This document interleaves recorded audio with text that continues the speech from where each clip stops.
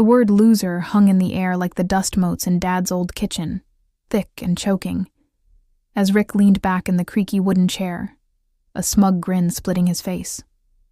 "You're just a broke loser, sis, always scraping by in that city dump."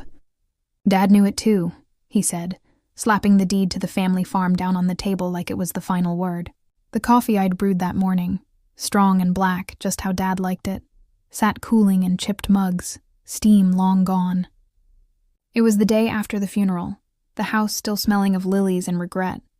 And here I was, Laura Jenkins, 35 and gut-punched, staring at the papers that stole my legacy. Dad had gone quick. A massive heart attack in the tractor cab, found slumped over the wheel by the neighbor boy. He'd been 68, weathered like the red barn out back, but his eyes still sparkled when he talked about the land. That 200-acre spread in central Iowa, rolling fields of corn that whispered in the wind, a pond for fishing, the farmhouse with its wraparound porch where we'd swing as kids, was his life's blood. After Mom bailed when I was 10, running off to Chicago with some salesmen for a fresh start, Dad raised us alone. He taught Rick to drive the combine, me to mend fences, both of us to love the soil that fed us. "This farm's for you two," he'd say at dinners, passing the mashed potatoes. "Equal shares, keep it in the family."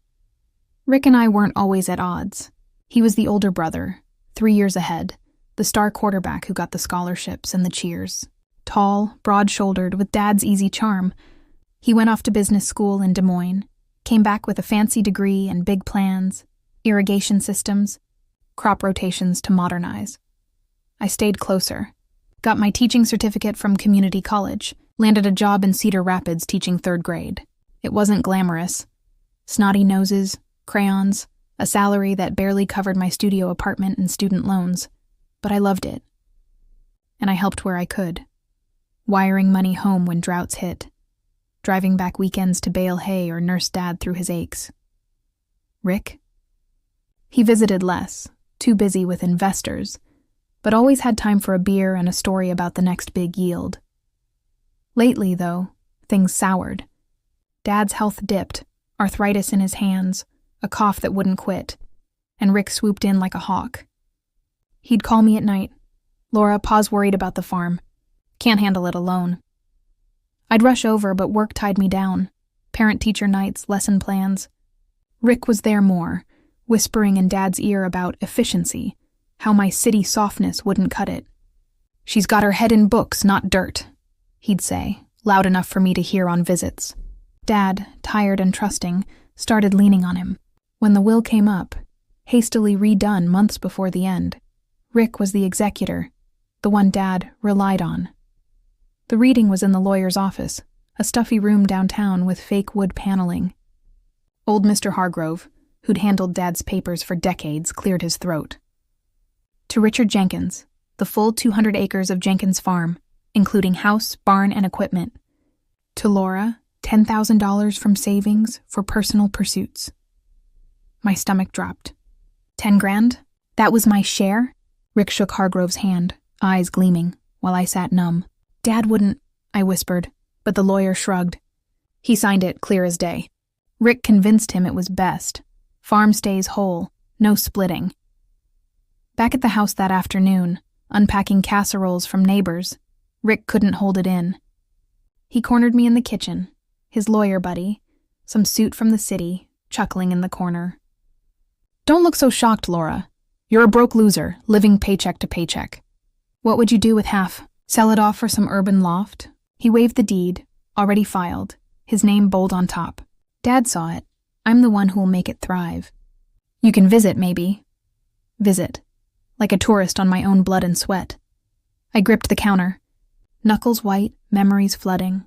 Rick and me as kids, racing barefoot through the corn, Dad's laughter booming. The nights we'd huddle during storms, promising to run the place together someday. Now, stolen. I wanted to scream, to tear the papers, but words stuck. "This isn't right," I managed, voice small. Rick laughed, clapping my shoulder too hard. "Life ain't fair, sis. Get over it." They left for the fields, talking yields and loans, while I sank to the floor, tears hot on my cheeks. The farm, our farm, slipped away, corn swaying outside like it knew. That night, alone in my old room with its faded wallpaper, I stared at the ceiling fan whirring slow. Broke loser? Maybe I was short on cash, but I had grit Dad instilled. Rick thought he'd won, already eyeing parcels to sell for his expansion. But as crickets sang outside, a spark ignited. I'd fight, not with fists, but smart. Scrimp, save, watch. One day I'd take it back. The farm called to me, soil in my veins. And revenge? It tasted like fresh-turned earth. The days after the funeral blurred into a haze of hurt and routine, like trying to run through mud. I drove back to my tiny apartment in Cedar Rapids that night, the highway lights streaking past like tears I couldn't cry anymore. The place was a shoebox, peeling paint on the walls, a kitchenette where the fridge hummed too loud. But it was mine, paid for with my teaching paycheck. I collapsed on the lumpy couch, staring at the ceiling, Dad's voice echoing in my head. Keep your chin up, Laura girl. But how? My half of the farm, gone. Stolen by my own brother, who saw me as nothing but a joke. Work became my anchor. Third graders don't care about your broken heart. They just want stories in recess. I taught them about plants and history, forcing smiles while inside I felt hollow. Miss Jenkins, why do you look sad? Little Tommy asked one day, his big eyes staring up. I knelt down, ruffled his hair. Just missing my dad, buddy. But we'll read a book about farms today, okay? It helped a bit. Those kids with their sticky hugs and drawings of stick-figure families. But at night, alone with a frozen dinner and the TV flickering, the anger bubbled up.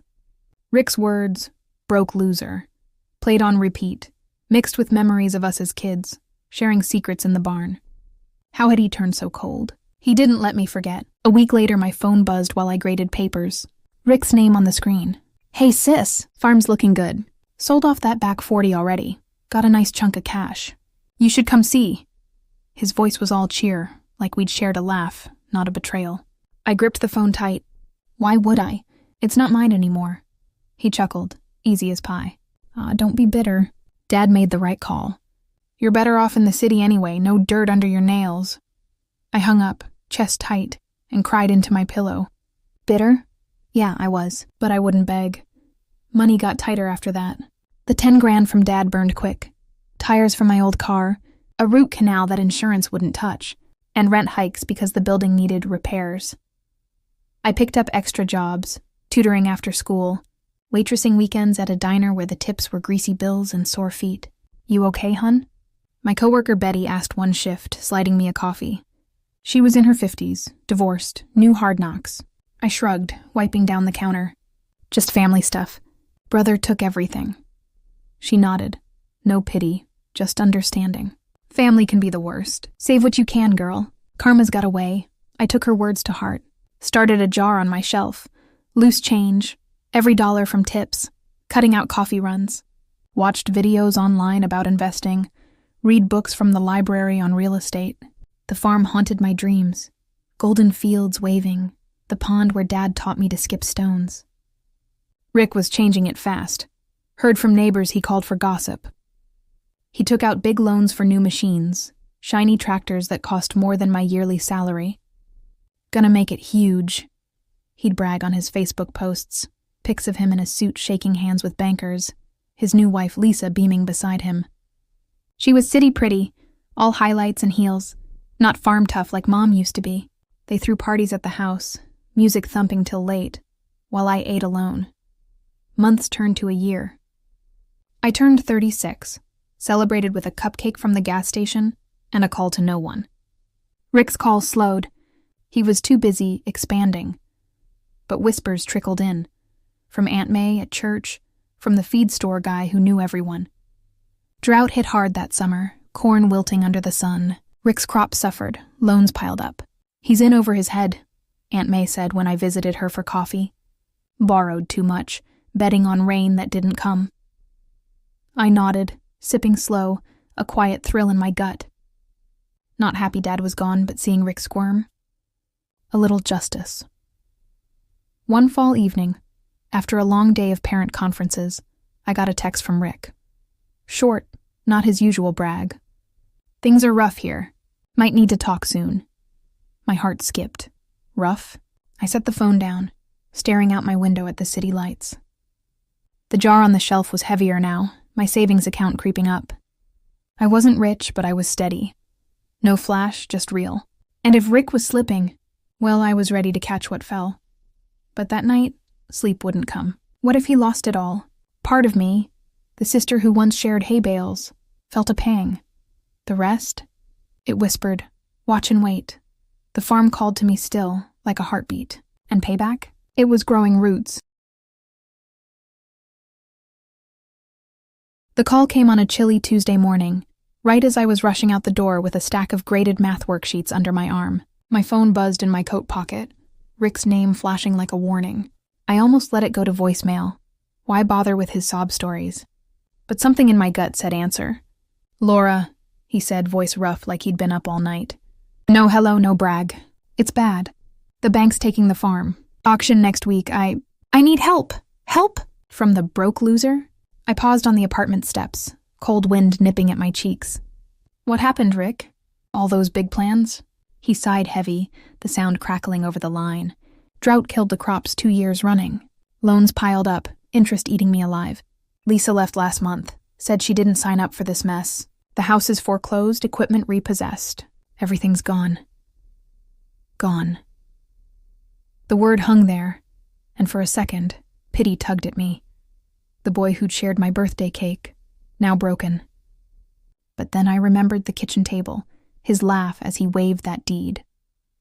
You stole it first, I said quiet, not mean, just true. Figure it out yourself. He begged a little. Sis, please, family. But I hung up, heart pounding. Family? He'd burned that bridge. Word spread fast in our small town, like wildfire through dry cornstalks. Aunt May called that evening. Rick's done for, honey. Bankruptcy hearing tomorrow, then the auction. Core 100 acres up for grabs. House, barn, the works. My hands shook as I stirred soup on my hot plate, the smell of onions filling my tiny kitchen. 100 acres? That was half the original farm, the heart of it. Fields Dad loved most, close to the pond. I'd been saving like a squirrel for nuts, tutoring kids in algebra, skipping lunches, even selling some of Mom's old jewelry from the attic. My account sat at $140,000, not millionaire money, but enough if I stretched with a loan from the credit union. Betty at the diner heard too, sliding me extra fries that night. Go for it, girl. Make it yours. The auction day dawned gray and drizzly, mud sucking at tires as folks gathered in the county courthouse parking lot. I drove my beat-up Civic down from the city, nerves twisting like barbed wire. Inside, the room buzzed. Farmers in flannel, bankers with clipboards. Rick slouched in the back row, unshaven and hollow-eyed. He spotted me, eyes widening, but I looked away, focusing on the auctioneer up front. Lot 1, Jenkins Farm, 100 acres, improvements included. Starting bid $200,000. Gasps rippled. It was worth double that in good times. Bids climbed slow. $210,000 from a big operator. $220 from a local. My mouth went dry, palms sweaty on my bidder card. When it hit $250,000, the room quieted. I raised my card, voice steady. $260,000. Heads turned, whispers starting. Rick's face went white as the wall behind him. Another bid, $270, but I countered, heart hammering. Back and forth, sweat beading on my forehead, until the big guy dropped out at $145,000. Sold to Jenkins, the auctioneer boomed. Me, Laura Jenkins. I was shaking as I signed the papers, the gavel's echo still ringing. $150,000 final, with my loan covering the rest. A steal, thanks to Rick's mess scaring off buyers. Outside, under the spitting rain, Rick cornered me by my car, rain dripping from his hat. You? How the hell? This is my farm, Laura. His voice cracked, anger mixed with something like fear. I met his eyes, calm now, keys jingling in my pocket. Was yours. You called me a loser, remember? Stole my share. Now it's mine fair and square. He stepped closer, breath smelling of coffee and defeat. Come on, sis. Cut me in. Family discount or something. Lisa's gone. Kids are asking questions. I got nothing. Nothing. The word tasted sweet after years of his taunts. I shook my head. You had everything and blew it. Start over, like I did. He deflated, shoulders slumping, mumbling "bitch" under his breath as he walked to his rusty truck. But I didn't care. The farm was back in Jenkins' hands. My hands. Driving the gravel road home that night, past the sagging barn and overgrown fields, tears blurred the windshield. Not sad ones, but the kind that wash clean. Dad would have smiled, I knew it. The house needed work, leaky roof, dusty floors, but it was mine. No more scraping by in the city. I'd quit teaching full-time, move back, make it live. First things first, clear the weeds, fix the fences. But as I sat on the porch steps that evening, watching fireflies wink in the dusk, an idea sparked. Rick? He'd rented a cheap trailer on the old property line, too broke to move far, desperate, clinging to scraps. Pigs. Yeah, pigs. Messy, smelly, perfect neighbors. A grin tugged my lips. Payback wasn't done yet. It was just rooting around, waiting to snort. The first morning on the farm felt like coming home after a long, bad dream. Sun peeked over the horizon, painting the fields gold, and I stood on the porch with a mug of coffee, steam curling in the crisp air. The house was a mess, cobwebs in corners, floors creaking underfoot, but it was mine. No more city horns or thin walls, just birds chirping and the wind rustling the weeds. I rolled up my sleeves that day, calling in a favor from old neighbor Mr. Ellis to patch the roof while I tackled the inside.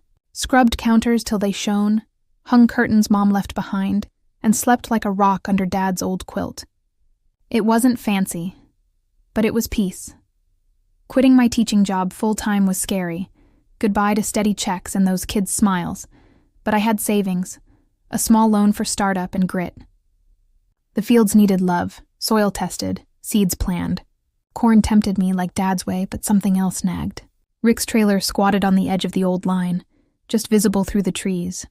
A sagging double-wide with Lisa's flower pot still wilting by the door. He'd moved in cheap after the divorce, too stubborn or broke to leave the area. Every time I drove past, his truck sat there, and once I caught him staring, face tight. He hadn't said sorry, just sent a grumpy text. Congrats on the steal. Steal? Pot meat kettle. The pig idea hit during a late-night scroll on my laptop, fire crackling in the old stove. I'd been reading about small farms making do. Pigs were easy, profitable, and low fuss. But more than that, they were loud, they rooted, they stank. Perfect for a neighbor who deserved a wake-up call. I grinned in the dark, imagining Rick's face. Why corn polite and quiet? No, pigs it was, right along that fence line, close enough to remind him daily. Turn the other cheek? Nah. This was turning the farm into my shield. Spring thawed quick, and I got to work. Ordered a dozen piglets from a local breeder. Pink, wriggly things with snouts that twitched like they knew fun was coming. Hired a crew to build a sturdy pen and barn addition, chain link fence gleaming new, right up against Rick's side. The county approved it easy. Agricultural land meant animals were fine. No nuisance rules for smells or noise if you managed right. Mr. Ellis helped unload the feed, chuckling as we watched the piglets scamper. Heard about your brother. This'll teach him. I nodded, wiping sweat. Hoping so. The pigs settled in fast. Grunting and splashing in mud puddles I hosed up. Mornings I'd feed them slop, veggie scraps, corn mash, while they oinked like a chorus. The smell built slow, earthy at first, then ripe, carried on breezes toward the trailer. A week in, and flies buzzed lazy, the air thick with that farm funk. I named the sows after old grudges, bitter, greedy, loser, and the Boar King, for Rick's ego. It made me laugh, alone in the barn, as I shoveled manure for fertilizer on my test veggie patch. Rick noticed day 3. I was out mending fence when his truck rumbled up, him stomping over red-faced boots splashing mud. What the hell is this, Laura? Pigs, right here? He waved at the pen, where a sow rooted loud, sending up a whiff that made him wrinkle his nose. The piglets squealed in chorus like cheering me on. I straightened, leaning on my shovel, calm as the pond nearby. Morning, Rick. Yeah, pigs. Good money in 'em.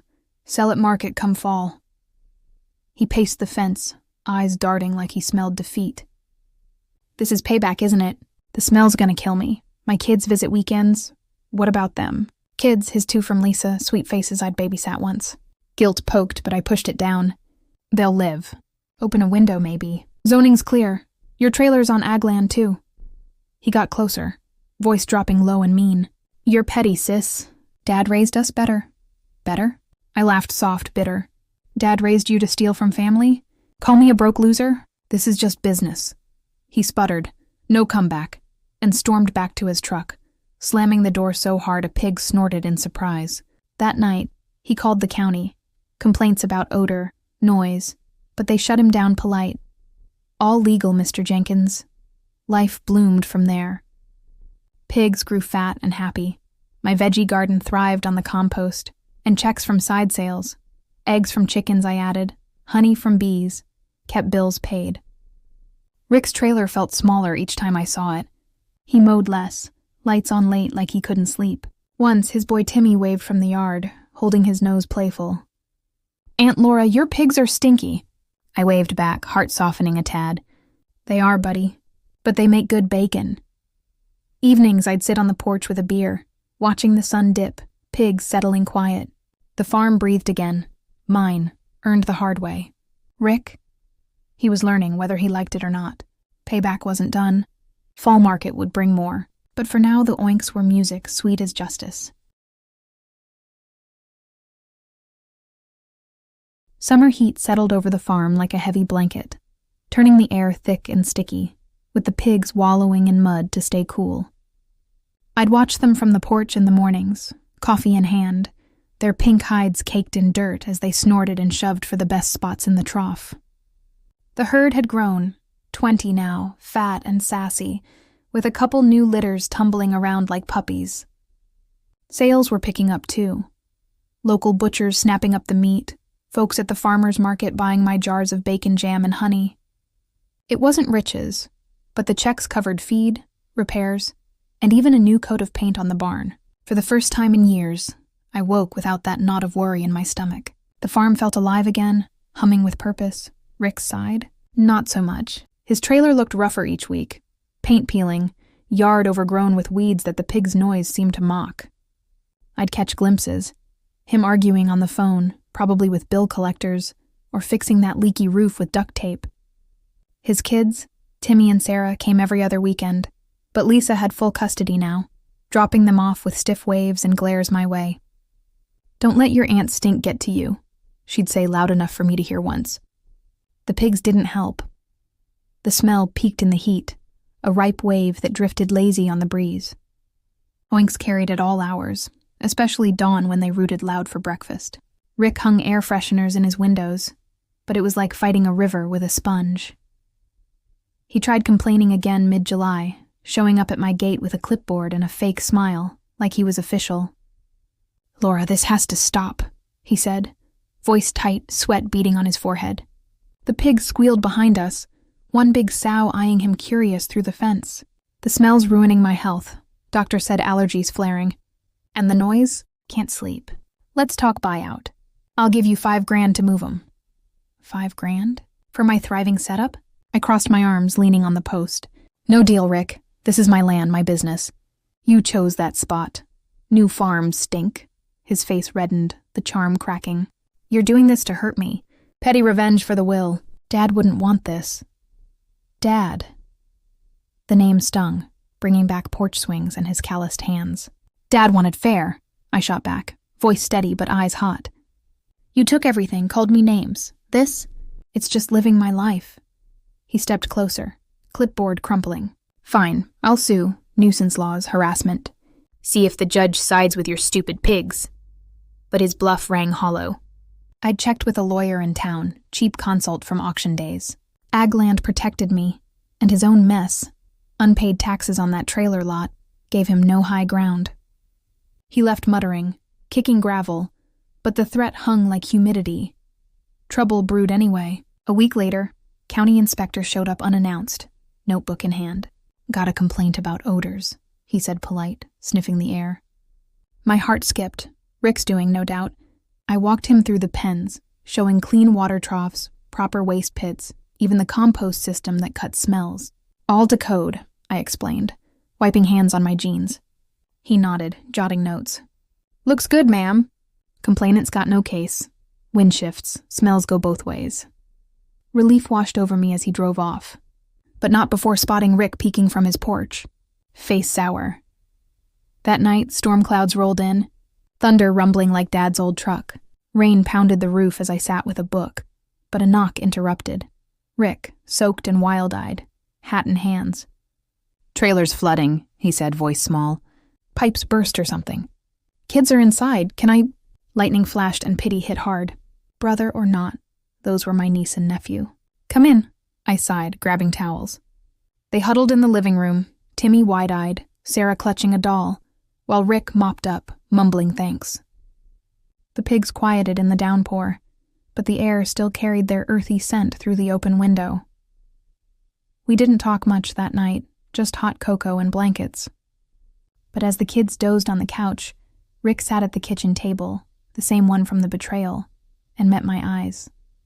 "I'm sorry, Laura, for everything. The will, the words. I was scared, thought I had to prove something. Lost it all anyway." His voice cracked, no anger left. I nodded slow, stirring my mug. "Scared too. But you hurt us. Me, Dad's memory." He hung his head. "I know, the pigs, they're your win. I get it. No more fight, just two siblings. Broken, but breathing." Morning came clear. Trailer patch temporary. Rick moved the kids out quick, promising to find better. Whispers said he was packing up. Job offer in Des Moines. Fresh start. The pigs rooted on, business booming, and I felt lighter, like rain-washed soil. Payback? It had rooted deep, but maybe now roots could mend.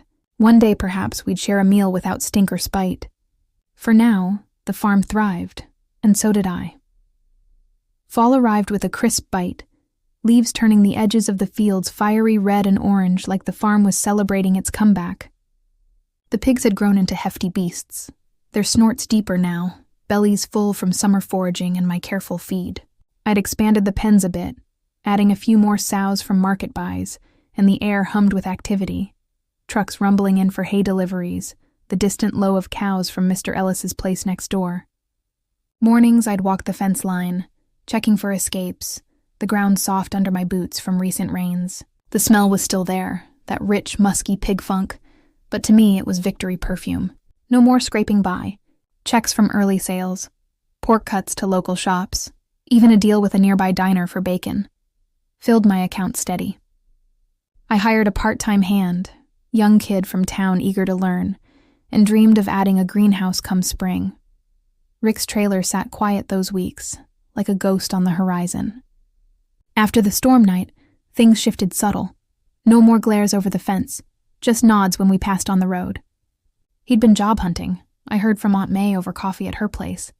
Something in sales, entry level, in Des Moines. "Lisa's got the kids full-time now," she said, stirring sugar slow.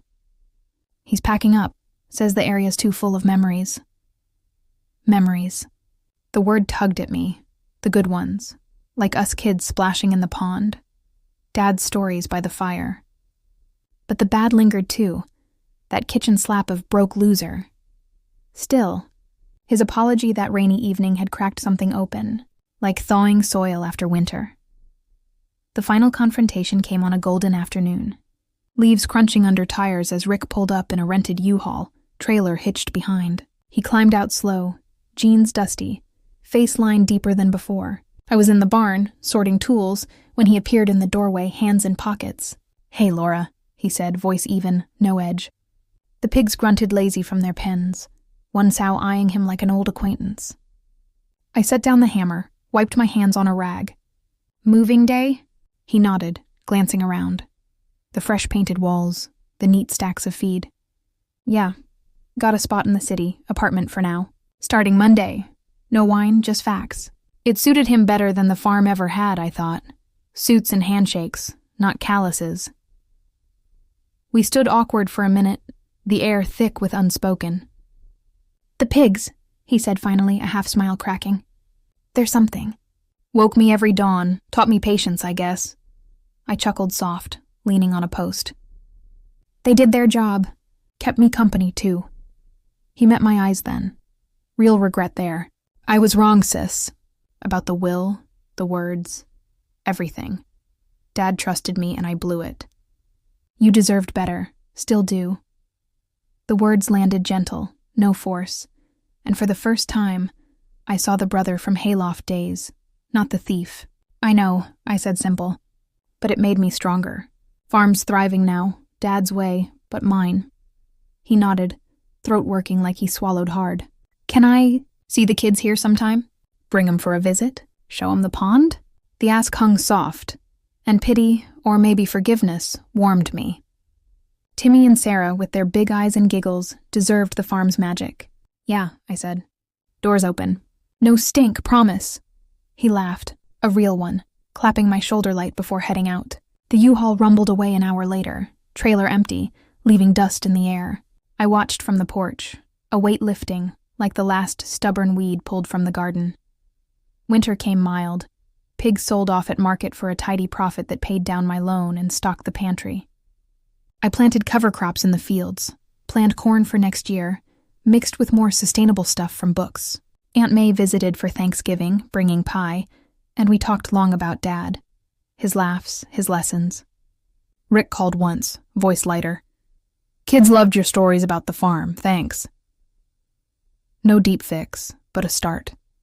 The broke loser label, buried under layers of soil and sweat. Now, spring stirs again, green shoots poking through. I sit on the porch Dad built, coffee steaming, watching piglets from the new litter scamper. The farm's mine. Not stolen, not borrowed, but earned. Rick's gone, chasing city lights, but the roots hold. Family, forgiveness, a legacy of grit. And if payback came with oinks and smells, worth every snort. This land whispers now. You did good, Laura girl.